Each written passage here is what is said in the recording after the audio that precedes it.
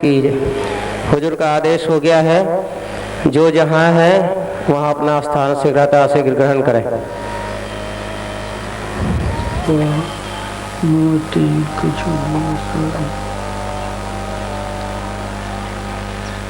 आदरणीय सज्जन वृंद तथा आदरणीय माता एवं बहनों,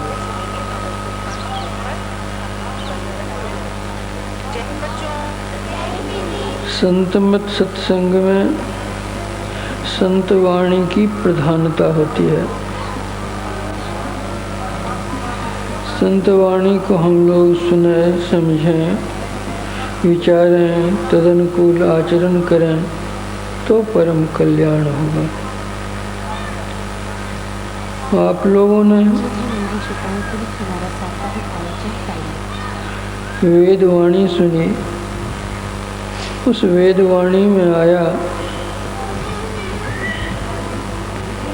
जगत प्रसव करता ईश्वर का तत्व ज्ञान प्राप्त करने के लिए बुद्धि योग, मानस योग और अग्नि की ज्योतियों का योग कर योग की इस दृढ़ भूमि को अपने अंदर अच्छी प्रकार धारण करें।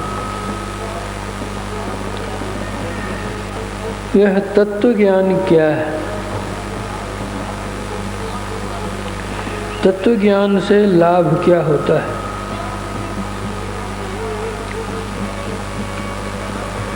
हम लोग अभी जागृतावस्था में हैं।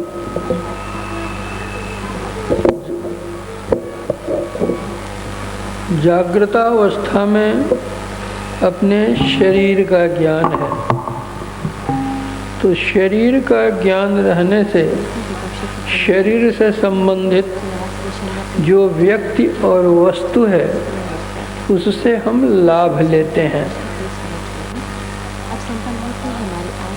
जागृतावस्था के बाद स्वप्नावस्था में जाते हैं, समय अपने शरीर का ज्ञान नहीं रहता तो शरीर से संबंधित व्यक्ति और वस्तु से जो हमें लाभ लेना चाहिए उससे हम वंचित रहते हैं।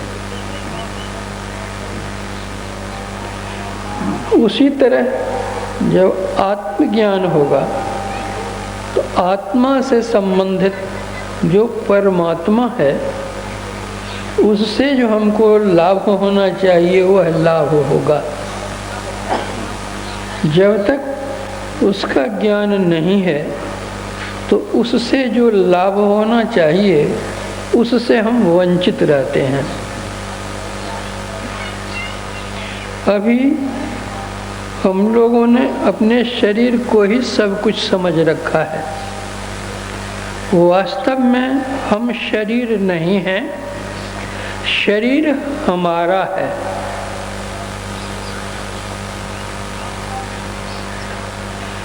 हम क्या हैं? हम इस शरीर से भिन्न हैं। शरीर जड़ है और हम चेतन। ईश्वर अंश जीव अविनाशी, चेतन अमल सहज सुख राशि। जीव उसको कहते हैं जो सदा जीवित रहता है, कभी मरता नहीं है। हम अजर हैं, अमर हैं, अविनाशी हैं, सुख की राशि। किंतु यह शरीर नाशवान है, क्षण भंगुर है, कब विनश जाएगा कोई ठिकाना नहीं। सहजोबाई एक भक्तिन हुई हैं, उन्होंने कहा है कि पानी कासा बुलबुला यह तन ऐसा होई, पीव मिलन को ठानिए ना पड़ी रहिए सोई। ना पड़ी रहिए सोई बहुर नहीं मनुखा देही, आपुन ही को खोज मिले जब राम सनेही। हरि को भूले जो फिरे सहजो जीवन छार, सुखिया जब ही होई गो सुमिरे गो करतार। जिस तरह वर्षा का जल गड्ढे में जमा होता है और उस पर से जो फिर बूंदा बूंदी पड़ती है तो उसमें बुलबुला उठने लगता है। उस बुलबुले पर जब सूरज की किरण पड़ती है तो उसमें चकमकी आ जाती है,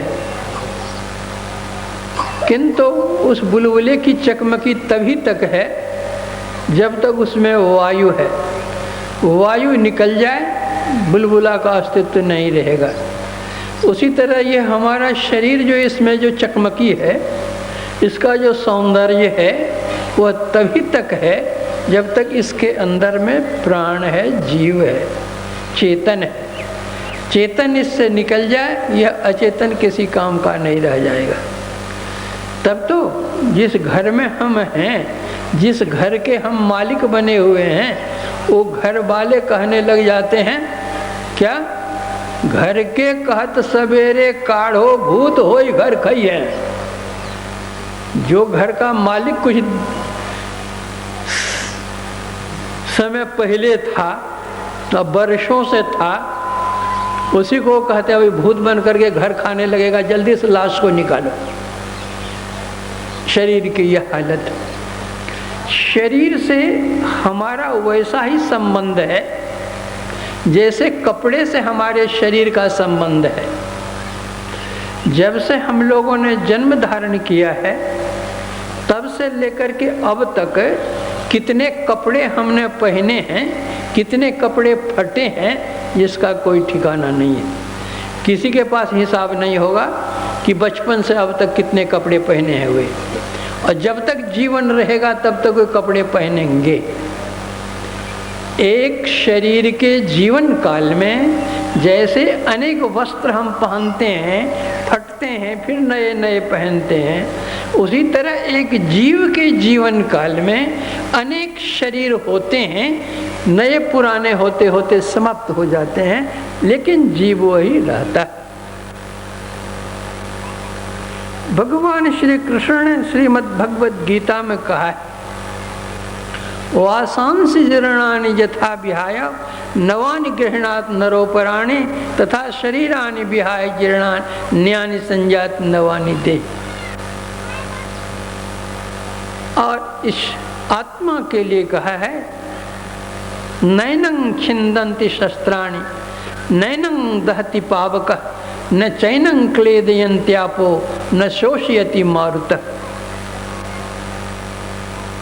आत्मा को कोई अस्त्र शस्त्र से काट नहीं सकता। नैनं छिन्दन्ति शस्त्राणि, नैनं दहति पावकः, इसको अग्नि नहीं जला सकती। न चैनं क्लेदयन्त्यापो, इसे पानी भिंगा नहीं सकता। न शोषयति मारुतः, इसे हवा सुखा नहीं सकती। यह हम है। हमारी 14 इंद्रियां हैं, 5 कर्मेंद्रियां हैं, 5 ज्ञानेंद्रियां हैं और 4 भीतर की इंद्रियां हैं। 10 बाहर की और 4 भीतर की। इन इंद्रियों से पृथक हम हैं। संत सुंदरदास जी महाराज ने कहा, तू तो कछु भूमि नाही, अप तेज वायु नाही, व्योम पंच विष नाही, सो तो भ्रम कूप है। तू तो कछु इंद्रिय रु अंतःकरण नाही, 3 गुण तू तो नाही, ना तो छाई धूप है। तू तो अहंकार नाही, पुनि महतत्व नाही, पुरुष प्रकृति नाही, तू तो स्व अनूप है। ऐसे विचार कर शिष्य सो कहत गुरु, नाही नाही करत रहे सोई तेरो रूप है। यह नहीं, शरीर नहीं, इंद्रिय नहीं, मन नहीं, बुद्धि नहीं, ये सभी नहीं नहीं नहीं यही। आप सो अनूप है। आप अपनी पहचान कीजिए। जब तक अपनी पहचान नहीं हम करते हैं तो जो अपने से हमको लाभ होना चाहिए वह भी हम नहीं ले सकते हैं। और हमसे जो संबंधित परम परमात्मा, उससे भी हम जो लाभ लेना चाहिए हमको, वह भी नहीं ले पा रहे हैं। संत कबीर साहब ने कहा था कि बिन सत गुरु नर रहत भुलाना, खोजत फिरत राह नहीं जाना। कि जब तक संत सदगुरु नहीं मिलेंगे तब तक इसका ज्ञान नहीं होगा कि हम कौन हैं।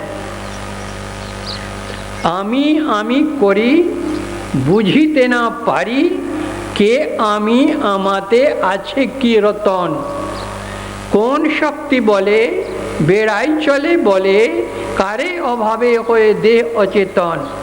देई माजे आछे प्राणेरी संचार, ताहातेई बोली आमी व आमार। प्राण गेले चले होवे शवाकार, केवाकार कोथा रवे धन जन। आमी आमी करी हम हैं यह तो हम कहते हैं, लेकिन हम कौन हैं क्या पता हुआ आज तक? इतनी उम्र हम लोगों की हो गई, कभी अपने से भेंट हुई? हम कैसे हैं? गोरे हैं, काले हैं, नाटे हैं, लंबे हैं, दुबले हैं, पतले हैं, मोटे हैं, कैसे हैं हम? कभी भेंट नहीं है। और सबको तो हम पहचानते हैं, लेकिन हम अपने को ही नहीं पहचानते हैं। हम अपनी पत्नी को पहचानते हैं, पत्नी हमको पहचानती है। हम अपने पुत्र को पहचानते हैं, पुत्र हमको पहचानता है। हम अपने मकान को, दुकान को, कारोबार को, सबको पहचानते हैं। कुटुंब को, परिवार को, समाज को, सबको हम पहचानते हैं, लेकिन हम स्वयं कौन है यही नहीं जानते हैं। यह कितना बड़ा आश्चर्य है। हम क्या हैं?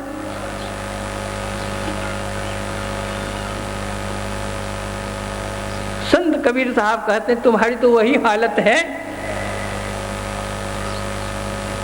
कि हर सुतले आयो गडरिया, पाल पोस उनकीन सयाना। करत कलोल रहत अजियन संग, आपन मरम उनो नहीं जाना। के हर एक जंगल से आयो, ताहि देख बहु तेरी सियाना। पकड़ी के भेद तुरंत समझाया, आपन दशा देख मुस्काना। संत कबीर साहब कहते हैं कि एक गडेरी था, वह भेड़ बकरियों को चराने के लिए जंगल के किनारे जाया करता था प्रतिदिन। ऐसे ही वह जंगल के किनारे भेड़ बकरियों को चराने के लिए गया। संयोग ऐसा था कि जंगल से एक बाघ का बच्चा, अभी इसका जन्म हुआ ही था, बहुत छोटा था, उसकी आंखें खुली नहीं थी। भेड़ बकरियों के साथ वो आ गया, उसी के साथ रहने लगा। जब उसकी आंखें खुली तो भेड़ बकरियों को देखता, तो वह समझ गया कि मैं भी भेड़ बकरी ही हूँ। हम सिंह के बच्चे हैं, बाघ के बच्चे हैं, उसको ज्ञान ही नहीं हुआ। इसमें भी तथ्य है, और तथ्य यह है कि परमात्मा ने जो सृष्टि की है वो दो तरह की सृष्टि की है, एक शाकाहारी की और दूसरा मांसाहारी की। जो शाकाहारी होते हैं और जो मांसाहारी होते हैं, दोनों की बनावट में भिन्नता होती है। जो शाकाहारी प्राणी होते हैं वे जब जन्म लेते हैं तो उनकी आंखें खुली होती है, और जो मांसाहारी होते हैं उनकी आंखें बंद होती है। गाय बच्चा देती है, भैंस बच्चा देती है, बकरी बच्चा देती है, आदमी बच्चे देते हैं, सबकी आंखें खुली होती है। कुत्ती बच्चा देती है, बिल्ली बच्चा देती है, बाघनी बच्चा देती है, सिंघनी बच्चा देती है, सबकी आंखें बंद होती है। गुरु महाराज जा रहे थे दार्जिलिंग। दार्जिलिंग की तराई में एक स्थान पड़ता है पैनी कुमारी जोत। गुरु महाराज वहां पर ठहरे हुए थे। उनको बहुत सी जमीनें हैं, उसमें वे लोग अनानास उपजाते हैं। तो अनानास खाने के लिए जंगल का हाथी आता है, तो उसकी सुरक्षा के लिए जो पहरेदार होते हैं उसके हाथ में बंदूक रहती है, लेकिन बंदूक की गोली वो चला नहीं सकते हैं, छर्रा उर्रा चलाते हैं जिससे भाग जाता है वह। तो ऐसे ही वह अपने मचान पर बैठा हुआ था, संजोग से एक बाघनी आ गई, उसके साथ में 2 बच्चे थे। तो इसने जो छर्रा चलाया तो बाघनी तो भाग गई, दोनों बच्चे उसके छूट गए। तो उन दोनों बच्चों को लेकर के वह जो खेत का रखवाला था वह लेते आया, गुरु महाराज के सामने रखा। हम लोगों ने देखा अभी उसकी आंखें बंद थी, अभी खुली नहीं थी।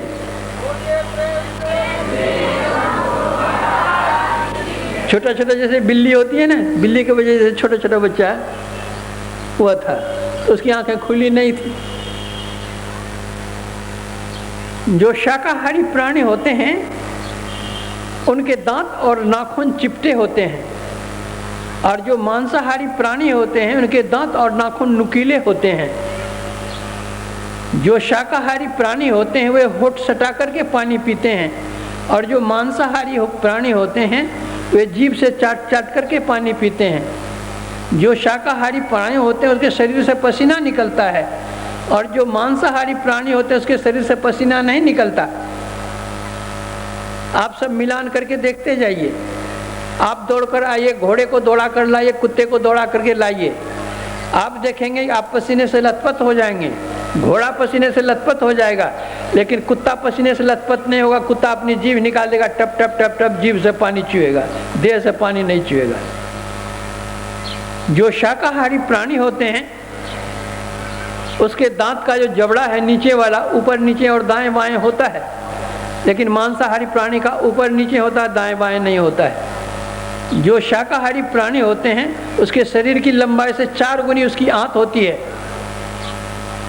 और जो मांसाहारी प्राणी होते हैं शरीर की लंबाई के बराबर उसकी आंत होती है।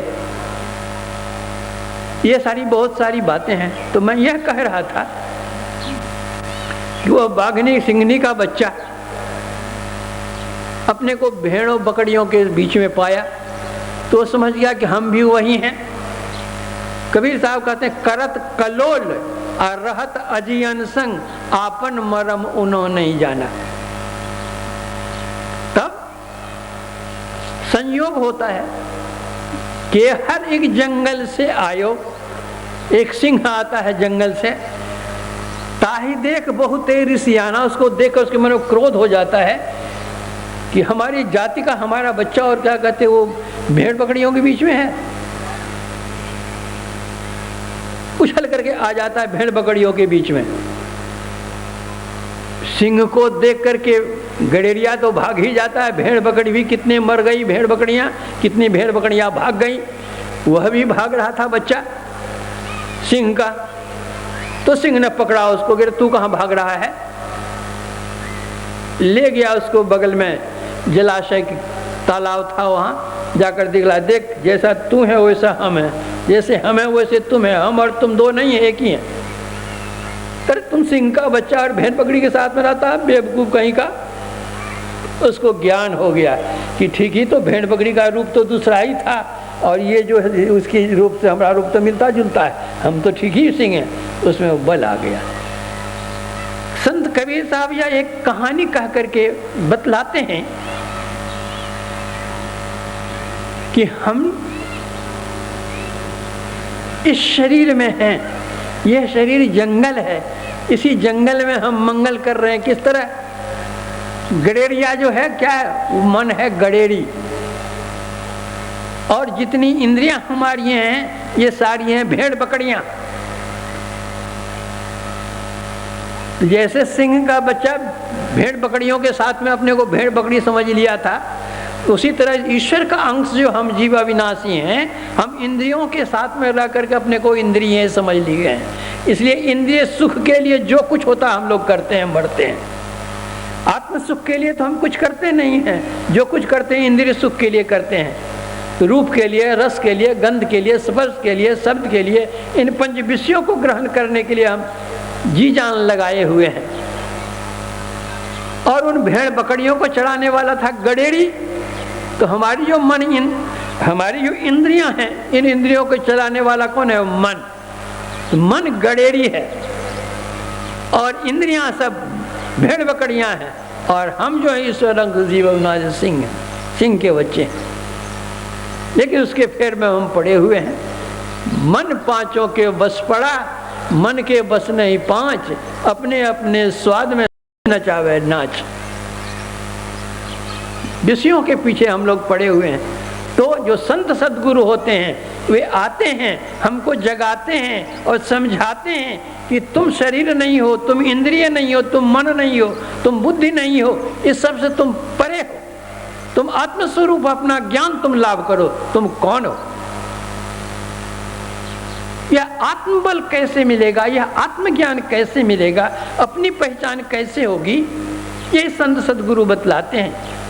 इसी के लिए बतलाया गया, आत्म तत्व प्राप्त करने के लिए, परमात्म तत्व प्राप्त करने के लिए, आत्मज्ञान लाभ करने के लिए पहले बुद्धि योग करो, सत्संग करो। उपनिषद कहता है नाय मात्मा बलहीनेन लभ्यो। जो बलहीन है वह कभी भी आत्मज्ञान लाभ नहीं कर सकता है। इसका मतलब यह नहीं है कि खाओ पियो मस्त रहो पहलवानी करो तो उसको आत्मज्ञान लाभ हो जाएगा। तन बल जरूर चाहिए, मन बल भी चाहिए और आत्म बल भी चाहिए। सात्विक भोजन, व्यायाम, संयमित जीवन, ब्रह्मचर्य का पालन, इससे हमारा तन बल बढ़ेगा। और जो हम सत्संग करेंगे, सत्संग नित अरुध्यान नित रहिए करत संलग्न हो। व्यभिचार चोरी नशा हिंसा झूठ तजना चाहिए, इससे हमारा मन बल बढ़ेगा। और जब हम ध्यान करेंगे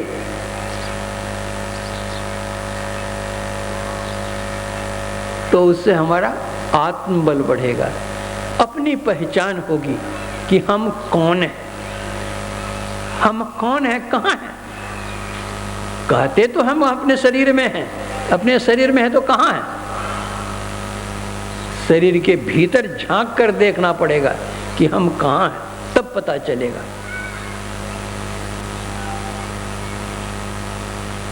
इसके लिए सत्संग, सत का संग करो। अभी हमारा संग क्या है? हमारा असत का संग हो रहा है। सत का संग कहाँ हो रहा है? सत किसको कहते हैं? सत सोई जो बिन से नाही। त्रयकाल अबाधित तत्व को सत्य कहते हैं, जिसमें किसी तरह का परिवर्तन नहीं होता, वह सत्य होता है। जो था, है और रहेगा वह सत्य तत्व है। हम लोग जो संग कर रहे हैं, इस संसार में जीवन यापन कर रहे हैं, क्या हम सत का संग करते हैं? ऐसी चीज कोई दुनिया में है जो सदा से रखते हुए आया है, अभी है और आगे भी रहेगा? हम किसी के तन का संग करते हैं, हम कभी धन का संग करते हैं, हम किसी पद का संग करते हैं, हम कभी प्रतिष्ठा का संग करते हैं। हम तो इस सब का संग करते रहते हैं। ये सब क्या कोई अस्थिर रहने वाला है? हमारा स्वयं शरीर ही बदलता है। बचपन में कैसा था, किशोर में कैसा था, जवानी में कैसा था, बुढ़ापे में कैसा है। जिस शरीर में हम रहे वो शरीर तो बदल रहा है, हमारा तन क्षण क्षण बदल रहा है, हमारा मन क्षण क्षण बदल रहा है, लेकिन हम हैं जैसे के तैसे। न हम जन्म लेते हैं, न हम में जुआ आता है, न हम में बुढ़ापा आता है, न हमारी मृत्यु होती है। हम सदा रहते ही रहते हैं। वह हम कैसे हैं? तो जैसे रहते हैं उनका संग वैसा ही होता है, उसका संगी वैसा ही होता है। तो जैसे हम अजर अमर अविनाशी हैं, हमारा जो संगी है वह परब्रह्म परमात्मा, वह भी अजर अमर अविनाशी है। उस संग से हम बिछुड़ गए हैं, चले आए हैं यहाँ। तुम उतर पड़े उत्तम माह, पीव निह शब्द में याते पर गयो दूर चलो निशब्द में। तम प्रकाश अरु शब्द निशब्द की कोठरी, चारों कोठरिया आई अंदर घट कोठरी। हम आ गए, कहाँ आ गए? निशब्द से शब्द में आ गए, शब्द से प्रकाश में आ गए, प्रकाश से अंधकार में आ गए। आंखें बंद कर देखिए ना आप कहाँ है शरीर में। आंखें बंद करते हैं, कुछ सूझता नहीं है, कुछ सूझता नहीं है। अरे देखो ठीक से कुछ सूझेगा, कहते कुछ नहीं सूझता, अंधकार अंधकार मालूम पड़ता है। वही अंधकार में तुम उतर गए हो, अंधकार में तुम्हारा डेरा बासा हो गया है, तो अंधकार में रहने वाले को क्या सूझेगा? अब तुम उल्टो अपने को। कबीर साहब ने कहा उलट पाछलो पैड़ो पकड़ो, पसरा मना बटोर, कहे कबीर सुनो भाई साधो तब पयो निज ठौर। जो बहिर्मुखी हमारी वृत्ति हो गई है, इस बहिर्वृत्ति से अपने को अंतर्वृत्ति हम करें, बहिर्मुखी से अंतर्मुखी हम करें। इन 9 द्वार समेट करके अपने को हम 10वें द्वार में ले जाएं। इस तन के 9 द्वार में घोर अंधकार, सुरत फंसी है मझार, भजो साधु गुरु। जब तक हम इस अंधकार में रहेंगे तब तक अपना ज्ञान नहीं होगा। जब तक अपना ज्ञान नहीं होगा तो परमात्मा का भी ज्ञान नहीं होगा। इसलिए परम भक्तिन सहजोबाई ने कहा था, आपुन ही को खोज मिले जब राम स्नेही। सबके स्नेही जो राम हैं, उस राम के स्नेही बनना चाहते हो, उनको पाना चाहते हो, तो पहले तुम अपनी पहचान करो। जब तक अपनी पहचान तुमको नहीं होगी तब तक परमात्मा की पहचान नहीं होगी। जब तक खुद की पहचान नहीं होगी, खुदा की पहचान नहीं होगी। इसलिए एक शायर ने कहा था, इबादत है किसी नाशाद को फिर शाद कर देना, इबादत है किसी बर्बाद को आबाद कर देना। यही सीखा है सागर हमने मुर्शद के कदम छूकर, खुदा से हो अगर मिलना पता खुद का लगा लेना। जब तक खुद का पता नहीं होगा, खुदा का पता नहीं होगा, जब तक आत्मा का पता नहीं होगा, परमात्मा का पता नहीं होगा। खुदा को पाना चाहते तो पहले खुद को पाओ, परमात्मा को पाना चाहते तो पहले आत्मा की पहचान करो। यह कैसे होगा? अंदर धंस के देख मिलेगा साहिब नादर। संत पलटू साहब ने कहा, साहब साहब क्या करे, साहब तेरे पास, साहब तेरे पास याद करूं होवे हाजिर, अंदर धस के देख मिलेगा साहिब नादिर। मान मनी हो फना नूर तब नजर में आवे, बुरका डारे टार खुदा बाखुद दिखरावे। रूह करे मेराज कुफर का खोड़ी कुलावा, 300 रोजा रहे अंदर में सात्रिकावा। ला मकान में रब को पावे पलटू दास, साहब साहब क्या करे साहब तेरे पास। इसलिए पहले बुद्धि योग करे, बुद्धि में जचा लो कि परमात्मा कहाँ है, तुम कहाँ हो। पहले बुद्धि में बात जचेगी तब आगे बढ़ेंगे, बुद्धि में बात जचेगी नहीं तो आगे बढ़ेंगे कौन सी। शादी विवाह होता है ना, लड़के लड़की का विवाह होता है तो लड़के के भी पिता और लड़की के भी पिता दोनों मिलते हैं, दोनों क्या कहते हैं, समधि। सम माने बराबर, धी माने बुद्धि। दोनों की बुद्धि मिल जाती है, हाँ करना है तो कहते हाँ करना है, बस विवाह हो गया। जब तक धी नहीं मिलेगी, बुद्धि नहीं मिलेगी तो विवाह नहीं होगा। देखो भाई कुछ सुगंधी आ रही है, उस सुगंधी को जरा मिटाने की कोशिश करो। सिगरेट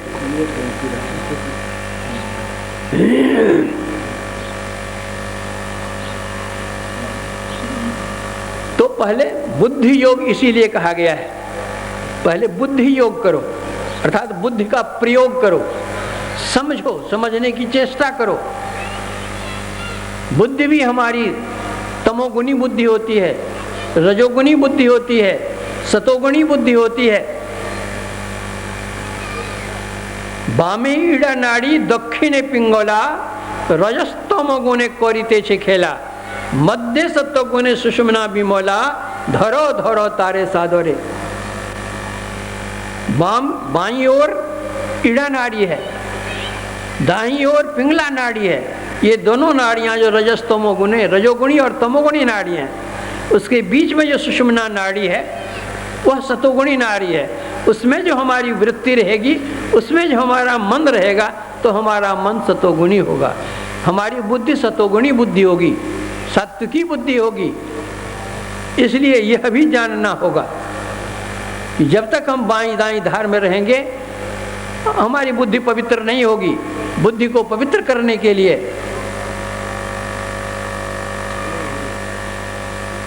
सहज शून्य मन राखिए, इन दुनियों के मान, लय समाधि रस पीजिए, तहां काल भय नाय। संत दादू दयाल जी महाराज इन दोनों के बीच में रखिए। ये दोनों कौन? वही ईड़ा और पिंगला, बाईं धार और दाईं धार, इन दोनों के बीच सुषुम्ना की धार है, चेतन धार, उसको पकड़ो, वहीं बुद्धि सात्विकी होगी, अन्यथा बुद्धि सात्विकी नहीं होगी। इसलिए पहले बुद्धि योग करो, अर्थात सत्संग करो, सत्य का संग करो, सत्यवाणी को सुनो, सुनो सुनि समझहि जन मुदित मन। मुदित मन होकर के सुनो और समझो। घर की चिंता लेकर के यहाँ आओगे सुनने के लिए, तब क्या सुनोगे? घर की चिंता को तो पंडाल के बाहर ही छोड़ दो, तब सुनोगे तो समझ में बात आएगी। दो मित्र थे, सब दिन टहलते थे। आजकल का जमाना था, शीत गिरा हुआ था घास के ऊपर, तो घास की नोक से बूंद गिरती थी, कुछ बूंदे घास में लटकी हुई थी।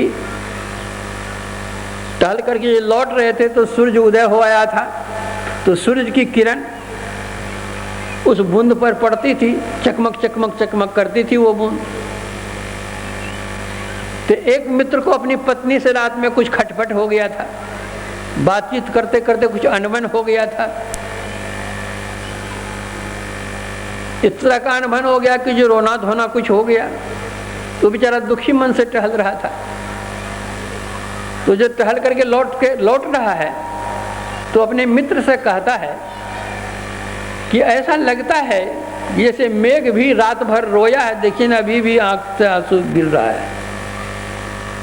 शीत जो घास से जो गिरती थी ना, कहता आंख से अभी भी बूंद गिरा तो उसको था, रात में झगड़ा हुआ था उसके लिए। तो उसी दृष्टि से वो देखता है तो कहता है वो भी रोता था। और दूसरा जो प्रसन्न मन से टहल रहा था, तो वो कहता है कि वाह वाह, देखिए ना एक एक घास की नोक पर मालूम पड़ता है जैसे मोती गुथा हुआ हो, कितना सुंदर लगता है दिखने में। घास एक ही है, बूंद वही है, एक उसको रोते हुए देखता है और एक कहता है कि मोती समान चमचम चमचम चमक रहा है। तो उसी तरह सत्संग में जो आइए तो शोक चिंता समस्या को किनारे छोड़ करके प्रेम से सुनिए। प्रेम से सुनिएगा तो उसका असर बेसी पड़ेगा, समझ में कुछ बात आएगी और कुछ करने भी लगेंगे। आज विविध चिंताओं समस्याओं को लेकर तो क्या सुन। इसीलिए तुलसीदास जी कहते सुनि समझे जन मुदित मन, प्रसन्न मन से सुनिए। मज्जहि अति अनुराग, उसमें निमंजन कीजिए, मनन कीजिए, उसका जो सुनिए उसका मनन कीजिए। ऐसा नहीं कि इस कान से सुना उस कान से निकाल दिया, तब कोई लाभ नहीं होगा। एक राजा के दरबार में एक कलाकार ने 3 मूर्तियां लाई। राजा के सामने तीनों मूर्तियां रखी गई। राजा ने पूछा इसकी कीमत बतलाओ। कलाकार ने कहा कि इस मूर्ति की तो कुछ कीमत नहीं है, और ये दूसरी मूर्ति जो है उसकी 1 कौड़ी कीमत है, और तीसरी मूर्ति तो अनमोल है, इसकी कीमत कौन दे सकता है। राजा की समझ में बात नहीं आई। राजा ने अपने मंत्री को बुलाया और कहा कि मंत्री जी, ये तीनों की 3 कीमत यह कलाकार बतला रहा है, क्या बात है। तो राजा से मंत्री तो विशेष होते हैं बुद्धि में, राजपाट तो मंत्री ही चलाते हैं ना। तो मंत्री ने पहले वजन करवाया तीनों मूर्ति की। तीनों मूर्ति वजन में बराबर नहीं। धातु की परीक्षा की तो तीनों की धातु एक सी, एक ही धातु की तीनों मूर्ति। कलाकार की कलाकारी दृष्टि से देखने पर तीनों मूर्ति का रंग रूप ठीक एक। अब मंत्री का भी दिमाग चकराया कि द्रव्य में 19-20 होता, वजन में 19-20 होता, बनावट में 19-20 होती तो भले कीमत में 19-20 होती, लेकिन द्रव्य तीनों का एक है, वजन तीनों का एक है, कलाकारी तीनों की एक है, फिर भी दाम में इतना अंतर क्यों? फिर उसने सोचा तो क्या किया, एक सीकी ली उसने, पहली मूर्ति के कान में उसने सीकी डाली तो इस कान से सीकी उस कान में निकल गई। दूसरी मूर्ति के कान में जो सीकी डाली तो वह सीकी कान से लेकर के मुंह से निकल गई, और तीसरी मूर्ति के कान में जो सीकी डाली तो वह सीकी भीतर चली गई। मंत्री ने कहा कि राजन, तीनों मूर्ति की तीन कीमत ठीक ही कलाकार ने बतलाई है। कहा क्या? कहा एक आदमी वैसा होता है कि इस कान से सुनता उस कान से निकाल देता, उसकी कीमत कुछ नहीं है। यह मूर्ति बतला रही है। दूसरी मूर्ति बतलाती है कि कान से सुनता है तो कुछ याद रखता है, तो मौका पड़ता है मुंह से कुछ बोलता है तो 1 कौड़ी उसकी कीमत है, कि कुछ याद तो रखता है। और तीसरी मूर्ति यह बतलाती है कि जो सुनता है उसको हृदयंगम करता है, आचरण में उतारता है, उसकी कीमत कौन दे सकता है?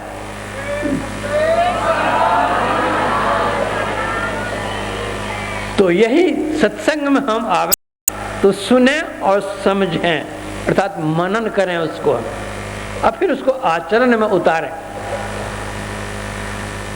तब कहा गया कि लहि चारि फल अछत तन, शरीर रहते तो चारों फल मिल जाएगा, अर्थ भी, धर्म भी, काम भी, मोक्ष भी।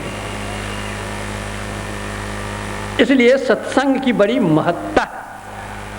सत्संगति से हो जाता नर विषयों से निस्संग, फिर व्यामोह रहित हो जाता हो सर्वत्र असंग। मोह विगत होते ही होता मन निश्चलता युक्त, निश्चलता आते ही हो जाता जीवन मुक्त। सत्संग करने से क्या होता है? सत्संगति से हो जाता नर विषयों से निस्संग। विषयों का जो हम संग करते हैं वह सत का संग नहीं है, वह असत का संग है। जो सत का संग करते हैं तो विषय से छूट जाता है, विषय से छूट जाता है तो कहाँ जाएगा? निर्विषय में जाएगा। वह निर्विषय तत्व तो परमात्मा है। सत्संगत से हो जाता नर विषयों से निस्संग। वो समझता है कि ये पंच विषय क्या है, ये पंच विषय विषय हैं, मृत्यु की ओर ले जाने वाले हैं, और पंच विषयों को छोड़कर जो निर्विषय की ओर जाता है उससे अमृत तत्व का लाभ होता है। मृग मीन भृंग पतंग कुंजर, एक दोष बिना सही, पंच दोष असाध्य जामे ताकि केतिक आसही। कहते हैं ये पंच विषय एक एक जीव की जान लेता है। मृग को कर्ण का विषय शब्द प्रिय होता है, इसलिए जो व्याधा होते हैं वे क्या करते हैं? कस्तूरी मृग को लेने के लिए, मृग से कस्तूरी निकालने के लिए वे क्या करते हैं? जिस जंगल में कस्तूरी मृग रहता है उस जंगल में वह जाता है और केले के पेड़ को काट काट करके ऐसे खड़ा कर देते हैं, थोड़ा सा हल्का अवलंब दे करके पेड़ को खड़ा कर देते हैं, और उसकी आड़ में वे झीनी झीनी मीठी मीठी बांसुरी बजाते हैं। तो हिरन उस मीठी आवाज को सुन करके आता है, जैसे जैसे वो सुनता है वैसे वैसे वह आता है। आते आते आते वो पेड़ जो सब खड़े हैं केले के, वो किसी एक पेड़ से वो सट जाता है, खड़ा है वो सटा हुआ है, लेकिन सुनने में इतना वो मशगूल हो जाता है कि वो शरीर का भान ही छोड़ देता है, अपना भार क्या कहते केले पर दे देता है, पेड़ पर। जो केले के पेड़ पर अपना भार दिया तो केला गाछ गिर गया तो कुछ है नहीं, जैसे गिर जाता है तो उसके साथ वह भी गिर जाता है। तो और हिरण जो रहता है, और हिरणों का जो घुटना मुड़ता है आगे वाला, और कस्तूरी मृग का जो घुटना है वो मुड़ता नहीं है, गिरने के बाद फिर क्या वो उठ नहीं सकता है। व्याधा आता है, उसकी कस्तूरी निकाल लेता है, कस्तूरी का काम करता है, और उसको मार करके उसका मांस भी काम लेता है, उसका चाम से भी काम लेता है। तो केवल एक कान का विषय है, जिस कान के विषय के कारण मृग की जान जाती है। मृग, मीन कहते हैं मछली को, मछली को जिह्वा का विषय प्रबल है। तो मछली मारने वाले क्या करते, बंसी में चारा लगा देते हैं और पानी में डाल देते हैं। मछली आती है और पहले थोड़ा थोड़ा चुन चुन करके नोच करके वो खाती है, और खाने में उसको अच्छा लगता है तो बंसी कोई निकल जाती है। जो मछली मारने वाला उठा कर पटक देता है, क्या कहते हैं, जमीन पर, मछली की जान वैसे चली जाती है। तो मृग, मीन, भृंग कहते हैं भौड़ा को, भौड़ा को नासिका के विषय गंध की प्रबलता उसमें है, तो कमल के फूल पर जाकर के बैठता है, उसके पराग को लेते जाता है। पराग लेते लेते ऐसा वो मस्त हो जाता है, वह भूल जाता है कि पंखुड़ियां अब बंद हो रही हैं। जिस समय सूर्योदय होता है तो कमल खिल जाते हैं, दिन भर वह कमल खिला हुआ रहता है, और जो संध्या जैसे जैसे होती है वैसे पंखुड़ियां बंद होती है, रात में बिल्कुल बंद हो जाती है। तो रात में बंद हो जाती है वो सारी पंखुड़ियां, वो उसी में रह जाता है, निकल करके भाग नहीं सकता है। सवेरे हाथी आता है, कुछ तो खा लेता है, कुछ को पैर से रौंद देता है, उसी तरह भौड़े की जान चली जाती है। पतंग कहते हैं फतिंगे को, रोशनी जलती है रात में, फतिंगे आ करके पड़ते हैं, जल्लल मरवर के खत्म होते हैं। आँख का विषय रूप की प्रबलता उसमें है, जहाँ रूप होगा वहाँ वो जाएगा, जहाँ प्रकाश होगा वहाँ फतिंगे जाएंगे, मर जाता है। जो हाथी है, उतना बड़ा हाथी जानवर है, उसको स्पर्श विषय का दोष है। जो हाथी पकड़ने वाला होता है वह सिखाई हुई हथनी को छोड़ देता है हाथियों के बीच में। वह हथनी जाती है, स्पर्श का बोध कराती है हाथियों को, तो कोई हाथी उसमें अधिक आकर्षित होता है, तो जो हाथी आकर्षित हुआ तो हथनी भागती है वहाँ से। और यहाँ पर उसको बचाने वाला क्या करता है, एक बहुत बड़ा गड्ढा खोद करके रखता है, उस गड्ढा के ऊपर में टट्टी दे देता है, और टट्टी के ऊपर घास दे देता है। जब हथनी भागती है वहाँ से, तो हथनी को तो मालूम है यहाँ की गड्ढा है, सिखाई हुई हथनी होती है, तो उधर से भागती है हथनी, तो जो गड्ढा है उसको घूम करके वो भागती है, घूम करके ऐसे करके भागती है। और हाथी जो इस तरह चलता है तो उसको जल्दी पकड़ना चाहता है हथनी को, तो उसको तो पता नहीं यहाँ गड्ढा है, बस टट्टी पर पैर पड़ता है, उसका नीचे गड्ढे में चला जाता है। अब कहाँ भागेगा, वो गड्ढे में आ गया। वो कई दिनों तक छोड़ देता है, उस गड्ढे में ही पड़ा रहता है हाथी, कुछ खाना नहीं पीना नहीं कुछ नहीं, बेचारा भूखे प्यासे रहता है वहाँ पर। शरीर कमज़ोर हो जाता है, तब फिर गड्ढा खोद करके रास्ता निकाल करके हाथी को बचा करके ले आता है। तो एक एक विषय की प्रबलता के कारण एक एक जीव की जान जाती है।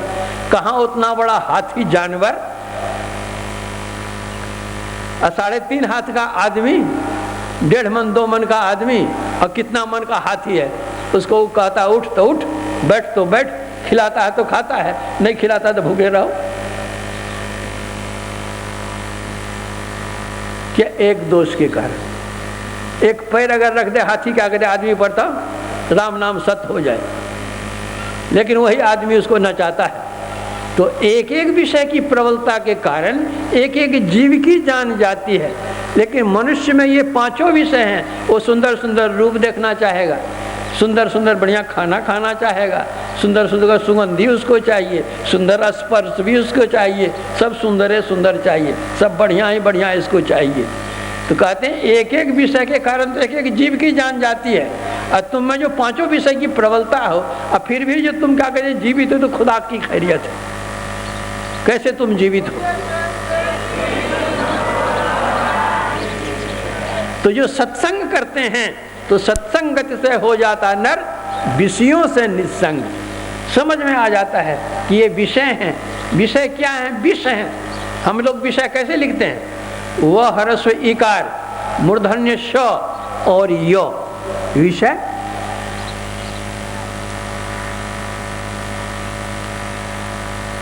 तुलसीदास जी ने लिखा, मन मलिन तन सुंदर कैसे, विषरस भरा कनक घट जैसे। जैसे सोना का घड़ा हो और उसमें विष भरा हो तो पीने वाला निश्चित ही मरा हो। जो घड़ा में विष भरा है तो पीने वाला तो मरा है, तो स्वाभाविक है। लेकिन जब तक घड़ा के ऊपर में ढक्कन है, हटाया नहीं गया है, तब तक तो कोई पी नहीं सकता है। जैसे ढक्कन हटाते हैं, पीते हैं कि बस मरते हैं। तो विषय जो है वह हर्षिकार, मूर्धन्य सो और यो उसका ढक्कन है। यो हटा दीजिए तो विषय क्या मिलेगा आपको? विषय में विष मिलेगा आपको, पीजिएगा मरिएगा। तो सत्संग कहता है कि विषय से अपने को अलग रखो, विषय से निर्विषय की ओर अपने को ले जाओ। तो सत्संगत से हो जाता नर विषयों से निसंग, फिर व्यामोह रहित हो जाता। जो माया और मोह है, संसार आसक्ति है, वो कब के लिए है? कितने दिनों के लिए है?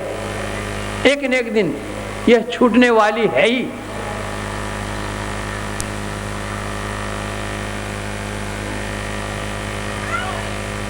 अंतः तो ही तजेंगे पामर, अतून तजे अजहिते। वह सब एक न एक दिन सब छूटने वाला है। तो क्या करो? अभी छोड़ दो, संसार छोड़कर भाग जाओ, बाबाजी बन जाओ। अरे संसार कहीं छूटता नहीं, संसार पीछे ही रहता है। इसी संसार में रह करके अनासक्त जग में रहो भाई, दमन करो इंद्रिय दुखदाई। संसार से भागकर कहाँ जाओगे? सर्वत्र संसार ही संसार है। स्वामी विवेकानंद जी कुछ दिन एक लंबा कुर्ता पहनते थे और कई जेब रहते थे उनके। जेब में कुछ अखबार है, कुछ किताबें, कुछ कागज लेकर के चलते थे। जहाँ मन बैठ गए अपना पढ़ लिया अखबार, जहाँ मन पढ़ गया किताब पढ़ लिया, अपनी जेब में रखते थे, चलते थे। काशी विश्वनाथ के दर्शन के लिए गए मंदिर में, विश्वनाथ के दर्शन किए और निकले। तो वहाँ काशी में बंदर बहुत हैं। तो लोग जो कोई जाते हैं तो कोई मुढ़ी देते हैं, कोई चना देते हैं, कुछ गोली कुछ खिलाते हैं, बंदर लोग खाते हैं। तो स्वामी विवेकानंद की जेब में जो किताबें सब भरी हुई थी कागज, तो बंदरों के मन में हुआ कि जेब में खाने की कोई चीज़ है। तो जैसे मंदिर से निकले वैसे बंदरों ने पीछा किया। तो उलटकर इन्होंने देखा कि बंदरों ने पीछा किया है, तो डेग इन्होंने लंबी की। तो जैसे जैसे लंबी डेग करते हैं, बंदर भी लंबी डेग करके पीछे चलता है। खूब तेजी से चलने लग गए तो बंदर भी तेजी से चलने लग गए। स्वामी विवेकानंद ने देखा कि यह तो मानेगा नहीं, पकड़ ही लेगा, तो उन्होंने दौड़ लगाई। तो जैसे उन्होंने दौड़ लगाई तो बंदर ने भी दौड़ करके पकड़ना चाहा उसको। अब बगल के लोग सब तमाशा देख रहे हैं कि स्वामी जी भागे, दौड़े चले जा रहे हैं और बंदर से पीछा नहीं छोड़ता है। तो उन्होंने कहा कि स्वामी जी रुक जाओ, स्वामी जी रुक जाओ, नहीं तो बंदर काट खाएंगे। तो स्वामी विवेकानंद जी बेचारे खड़े हो गए। तो जैसे विवेकानंद जी खड़े हो गए तो बंदर सब भी खड़े हो गए। तो स्वामी विवेकानंद ने कहा कि दुनिया से भागकर कहाँ जाओगे, बंदर हैं सब काट खाएंगे तुमको।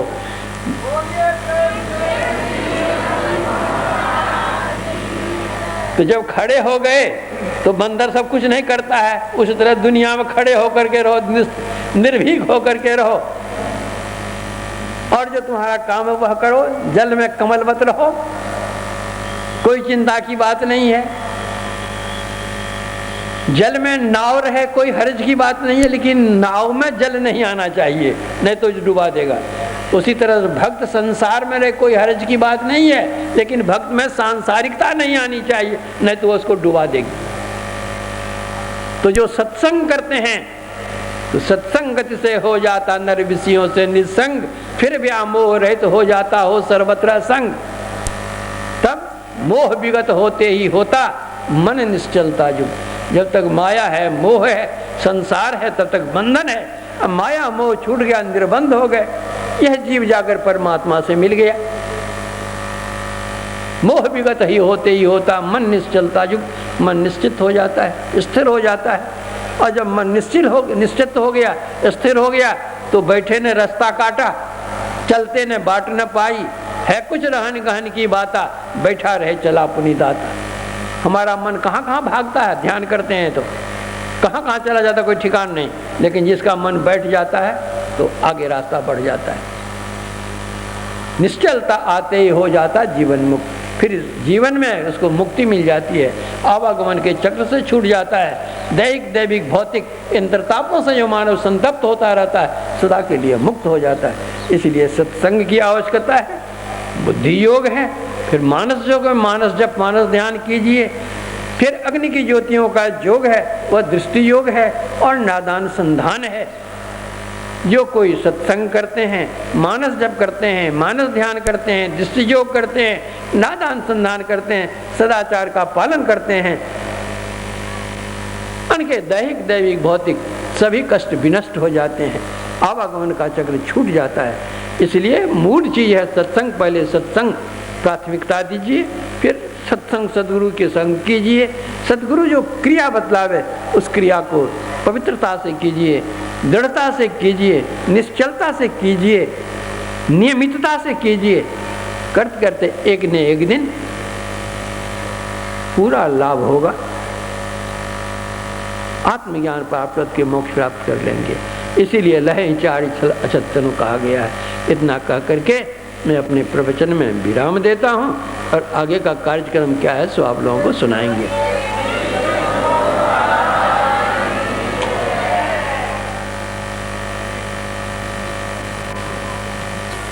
मांस मछली अंडा खैनी बीड़ी ये सब जो परित्याग करके बिल्कुल अपने को पवित्र बनाकर रखे हों, वो दीक्षा के पात्र होते हैं। और जिनको सत्संग की थोड़ी भी जानकारी है, तो ऐसे जो तैयार होकर के आए हैं, आरती के पश्चात इस मंच पर हमारे मिलेंगे ये माननीय पोदार जी, ओंकार जी। इनको अपना नाम लिखाएंगे। नहीं होकर के आए हैं, लेकिन पहले से प्रोग्राम बना कर रखे हैं कि इस बार दीक्षा लेंगे। उनके लिए कल भी एक अवसर मिलेगा, तो वो कल अपना नाम लिखाएंगे, फिर वहीं दीक्षा का चलेगा। अभी आरती होगा, इसके पहले एक सूचना ले लें। आज अपराह्नकालीन सत्संग 3 बजे से है। आप लोगों से निवेदन है कि 2 बजे यहाँ हाजिर हो जाएंगे। 2 से 3 तक जो है यहाँ कीर्तन का कार्यक्रम चलेगा। तो आप लोग पहले से आकर के आसन ग्रहण कर लें, अपना जगह ले लें। ऐसा नहीं कि बाद में आए फिर आगे बैठ कर के भगदड़ मत। अब मैं स्वामी निर्मल बाबा से निवेदन करूँगा कि वो आरती करेंगे। इसके बाद आज के प्रथम सत्र की कार्यवाही समाप्त